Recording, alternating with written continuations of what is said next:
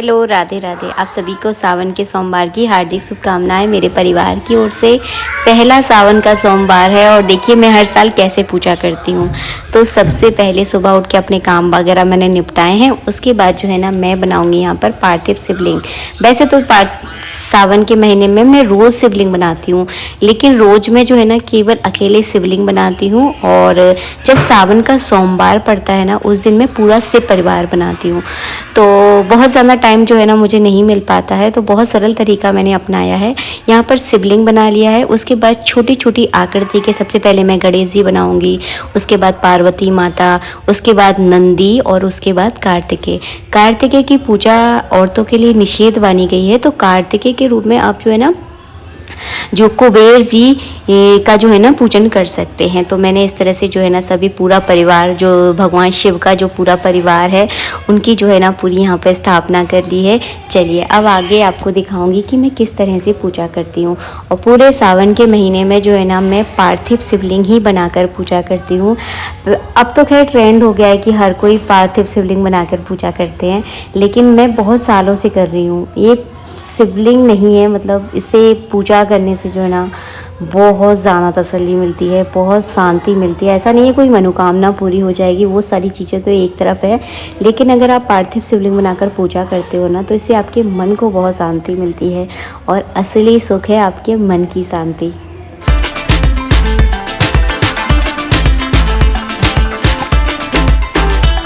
अब आ गई हूँ मैं अपने मंदिर के सामने। तो मैं हमेशा जो है ना अपने मंदिर के सामने ही पूजा करती हूँ।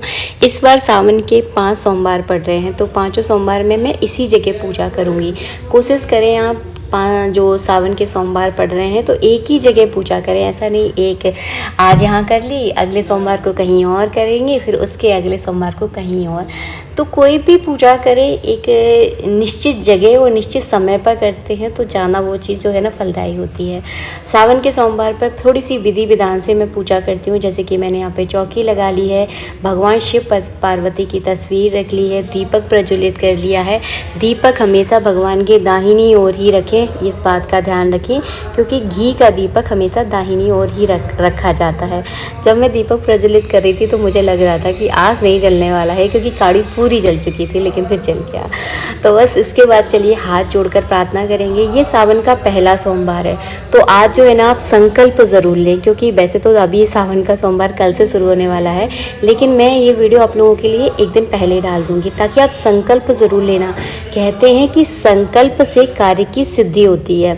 तो आपको क्या करना है, अपने सीधे हाथ में थोड़ा सा जल लेना है, थोड़े से चावलों के दाने लेने हैं, एक फूल लेना है, 11-21 रुपये लेना है, और एक कोई फल हो तो फल अपने हाथ में रख लीजिएगा। आप बोलोगे दीदी इतनी सारी चीज़ें तो आपने अपने हाथ में रखी ही नहीं है। मैंने इसीलिए नहीं रखी है क्योंकि अभी मैं संकल्प नहीं ले रही हूँ, मैं केवल आपको लेकर दिखा रही हूँ। तो ये सारी चीज़ें आप संकल्प के लिए हाथ में रखें और भगवान से प्रार्थना करें कि जिस मनोकामना के तहत हम इस व्रत को कर रहे हैं वो मनोकामना हमारी पूरी हो, और ये जो सावन के सोमवार के व्रत हैं वो निर्विघ्न जो है ना हमारे संपन्न हो। इसके बाद जो है ना ये सारा सब कुछ जो भी आपने हाथ में लिया था वो सब कुछ भगवान पर अर्पित कर दीजिए। इसके बाद आपको गंगा जल यानी शुद्ध जल से जो है ना भगवान को स्नान कराना है। और हाँ, शिवलिंग पर जब आप जल चढ़ाते हैं तो उनके ऊपर एक बेलपत्र आप ज़रूर रख लीजिएगा। मेरे पास आज बेलपत्र जो है ना थोड़ी सी कमी थी, इस वजह से मैं ज़्यादा रख नहीं पाई हूँ, क्योंकि शाम को जाऊँगी मैं बेलपत्र लेने के लिए। तो आपको मैंने बता दिया है, जब भी जल चढ़ाएं पार्थिव शिवलिंग पर तो ऊपर से बेलपत्र की छाया आप ज़रूर कर दें। इसके बाद कच्चा दूध चढ़ाया है, उसके बाद मैंने यहाँ पर शुद्ध जल चढ़ाया है। बैकग्राउंड में थोड़ी सी आपको नोक झोंक सी सुनाई पड़ रही होगी, वो हमारे यहाँ लाइट नहीं है ना, तो सब लोग बाहर आकर जो है ना खूब सारी गप्पे लड़ाते हैं, तो उस वजह से जो है ना बैकग्राउंड में आपको थोड़ी सी आवाज़ आ रही होगी, आप थोड़ा सा मैनेज कर लेना। इसके बाद हमने यहाँ पर कलावा रूपी वस्त्र अर्पित किए हैं। 2 वस्त्र आपको अर्पित करना है, एक धोती, दूसरा दुपट्टा। और हाँ, पूजा हमेशा गणेश जी से शुरू करनी है आपको।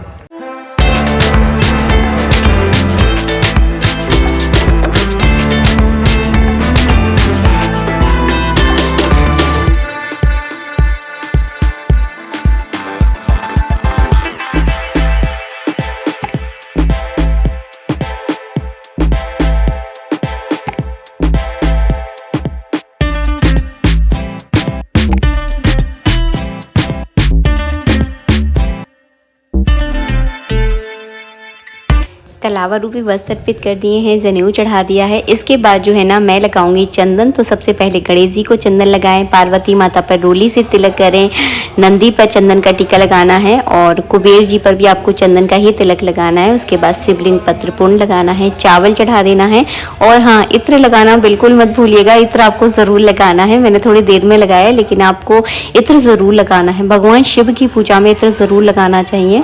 और एक उपाय भी है जो शायद मैंने बहुत पहले आप लोगों के साथ शेयर किया था, आप शायद भूल गए होंगे, तो मैं फिर से आप लोगों के साथ बहुत जल्दी इस पर वीडियो बनाऊंगी। इसके बाद जो है ना हमने यहाँ पर बेलपत्र चढ़ा दिया है। और कुछ लोग कहते हैं कि टूटे फूटे बेलपत्र नहीं चढ़ाए जाते, तो ऐसा बिल्कुल भी नहीं है। ऐसा कहीं नहीं लिखा है, किसी भी शास्त्र में नहीं लिखा है कि फटे टूटे बेलपत्र नहीं चढ़ाना चाहिए। बल्कि शिव पुराण में तो ये भी लिखा है कि अगर आपके पास बेलपत्र नहीं है तो आप बेलपत्र का चूर्ण भी जो है ना भगवान पर अर्पित कर देते हैं ना, तो उसका फल भी आपको प्राप्त होता है।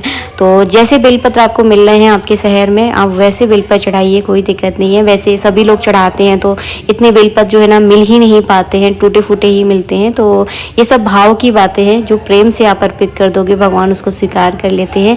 समी पत्री बहुत अच्छी मानी जाती है। कहते हैं 1000 बेलपत्र चढ़ाने से जो हमें फल प्राप्त होता है वो अकेले एक समी पत्री चढ़ाने से प्राप्त हो जाता है। तो समी पत्री आपको ज़रूर चढ़ानी है। इसके बाद अगर आप तस्वीर का पूजन कर रहे हैं तो सबसे पहले जल चढ़ाएं, उसके बाद कलावा रूपी वस्त्र अर्पित करें, चंदन और माता पार्वती को रोली का टीका लगा दें, इस तरह से इत्र लगा दें। तो इस तरह से जो है ना तस्वीर का पूजन किया जाता है। उसके बाद फूल चढ़ा दें, धूप दीप दिखा दें और हाँ, फिर बेलपत्र आपको चढ़ाना है। तो बेलपत्र पर आप चाहें तो अपनी मनोकामना भी लिख सकते हैं, आपकी कोई विशेष मनोकामना है जिसके तहत आप अगर इस व्रत को कर रहे हैं, क्योंकि सावन के सोमवार में पूजा के साथ साथ व्रत भी किया जाता है। अब व्रत जो है अपने सामर्थ्य के अनुसार किया जाता है।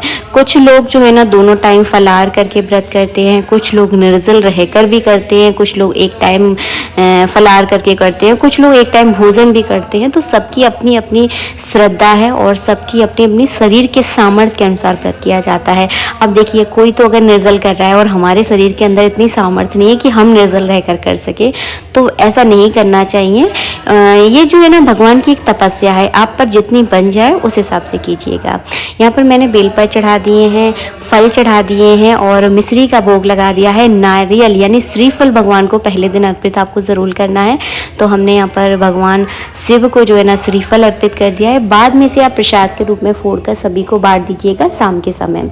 इसके बाद मैं हर सावन के सोमवार पर जो है ना हवन ज़रूर करती हूँ। तो यहाँ पर मैंने अग्नि प्रज्वलित कर ली है हवन कुंड में, और अग्नि यहाँ पर जो है ना मैंने हवन कुंड का पूजन भी कर दिया है। उसके बाद जो है ना मैं आहुति दूंगी महामृत्युंजय मंत्र से। आपको अगर महामृत्युंजय का मंत्र नहीं आता है तो आप नमः शिवाय, केवल खाली नमः शिवाय के मंत्र से जो है ना 11, 21, 51 जितना आपके पास देखिए समय है, आपके पास जितनी मतलब श्रद्धा है उस हिसाब से जो है ना आप आहुति दे दीजिएगा।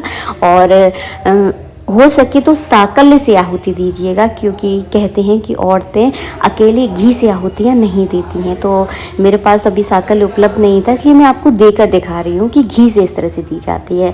पुरुष हैं तो आप बेझिझक होकर घी से दे सकते हैं आहुतियाँ, अगर लेडीज़ हैं आप तो साकल्य का ही प्रयोग कीजिएगा। इसके बाद जो है ना आपको मिश्री का भोग लगाना है। तो मैं आपको उतना ही प्योरिटी और मतलब ईमानदारी से वो सारी चीज़ें बताती हूँ जो मुझे पंडित जी बताते हैं कि नहीं ऐसा नहीं होता है। तो वही सारी चीज़ें मैं आपको स्पष्ट रूप से बता देती हूँ, क्योंकि किसी को गुमराह नहीं करना चाहिए, मुझे ऐसा लगता है। क्योंकि सामने वाला जब हम पे बहुत विश्वास करता है ना, तो उसके विश्वास को जो है ना बनाए रखना हमारा कर्तव्य होता है। तो यहाँ पर मैंने मिश्री का भोग लगा दिया है, 5 बार आपको भोग लगाना है। इसके बाद जल का अर्घ्य दे दिया है और फिर करेंगे हम आरती।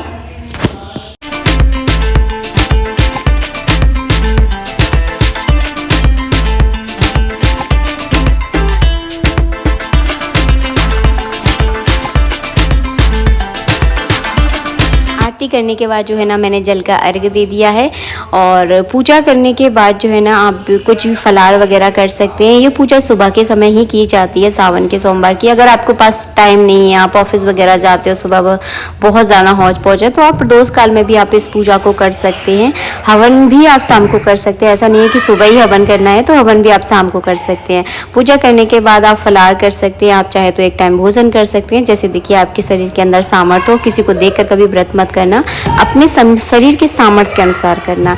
अगर आप पर व्रत नहीं बनता है तो ऐसा ज़रूरी नहीं है कि व्रत करना ही है। आप केवल सावन के सोमवार में या डेली सावन में जो है ना, मतलब रोज़ सावन में आप पूजा कर सकते हैं। आप वो आपकी इच्छा है, आपके पास जितना समय हो उस हिसाब से आप देख लीजिएगा। और जो भी हमने फल और भोग चढ़ाया था, ये सब कुछ जो है ना आपको प्रसाद के रूप में अपने सभी घर वालों को बांट देना है।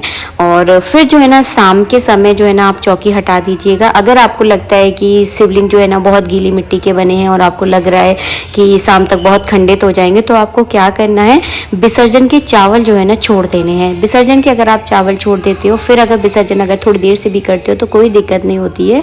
मैं हमेशा ऐसे ही करती हूँ। विसर्जन कैसे किया जाता है इसके बारे में ऑलरेडी इससे पहले जो वीडियो आया था उसमें मैंने सब कुछ आपको विस्तार में बताया था कि कैसे विसर्जन किया जाता है। तो उस तरह से जो है आपको विसर्जन करना है। आप चाहें तो पूजा के 5-10 मिनट बाद भी जो है ना विसर्जन कर सकते हैं और चौकिया बाद में हटा दीजिएगा। आशा करती हूँ वीडियो अच्छा लगा होगा। जय श्री राधे राधे राधे।